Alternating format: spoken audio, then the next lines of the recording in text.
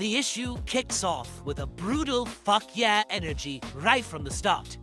We open on the final 8 fighters in the Omega tournament being told by the creepy goddamn omniscient Heart of Apocalypse that this round isn't going to be any shit like what came before.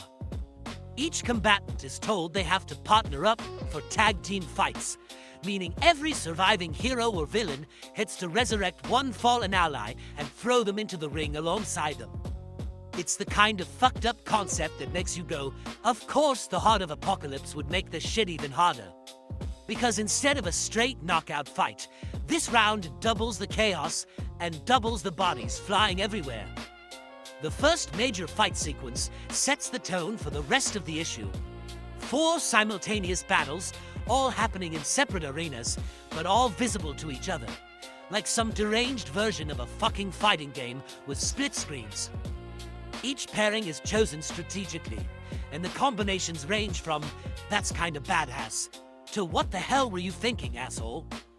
For example, trusted pals like Hal Jordan and Guy Gardner get teamed up and hug it out before kicking ass.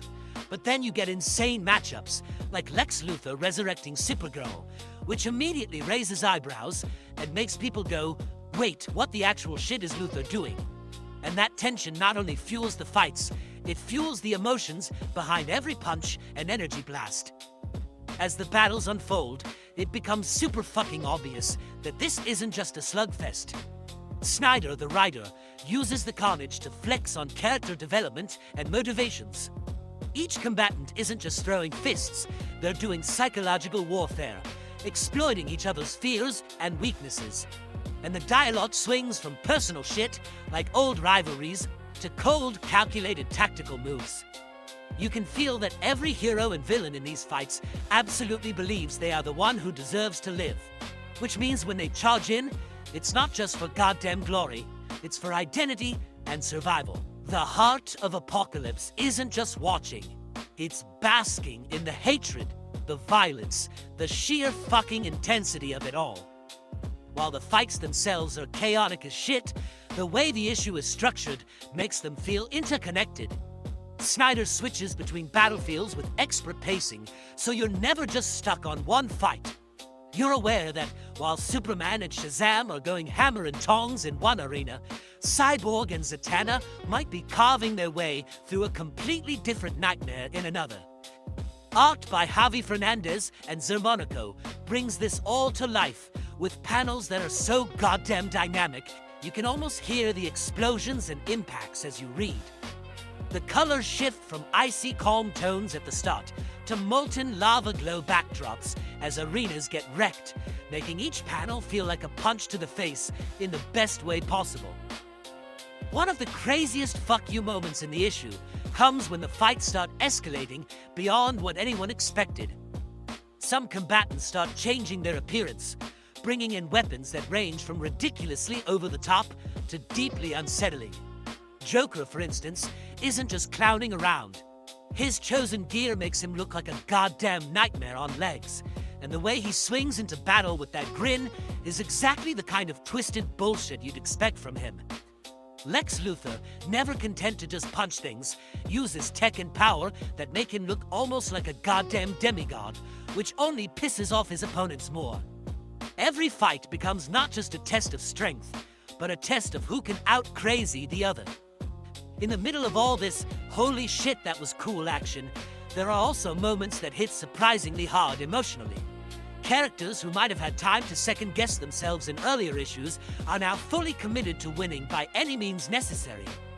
Friends who've survived together suddenly find themselves in tandem, coordinating attacks with a grim determination that's equal parts inspiring and fucking terrifying. And when some duos clash, like when somebody's partner betrays them mid-fight, it adds a level of betrayal and intensity that makes the whole thing feel way more than just muscle and punches. This book fucking feels like the culmination of every beef, alliance, and history these characters have ever had. By the climax, the issue doesn't just deliver wins and losses. It cements who is left standing and sets up the next round in a way that's both unpredictable and total shit-kicking genius. The Heart of Apocalypse isn't just looking for a winner. It's looking for a warrior worthy of becoming its next King Omega. And the way it toys with the survivors is the kind of cosmic fuckery that makes this feel like more than a tournament. It's a brutal, beautiful dance of betrayal, loyalty, power, and pure comic book insanity. When the dust settles, only 4 combatants remain, and the reveal of who they are hits like a punch in the gut that makes you go, holy shit, I did not see that coming. Beyond the main battles, the issue also includes smaller interludes that break away from all the shitstorm action. These parts give brief emotional beats, like little breaks between rounds in a wrestling match. But instead of just catching your breath, they remind you exactly what's at stake. Some characters reflect on where they've been and what they've lost. And even in these quieter moments, the writing doesn't shy away from pulling at your heartstrings before the next fight kicks up again. It's clever and calculated. You're not just watching a fight, you're feeling why this fight matters to each character. As the issue wraps up, there's a huge cliffhanger and a reveal that leaves you going, fuck yeah, bring on the next issue. We already knew things were getting wild, but the final page shows us just how far the Heart of Apocalypse is willing to go to shake up the tournament and set the stage for something even bigger and more chaotic. You can almost hear that ominous cosmic laugh echoing across the panels.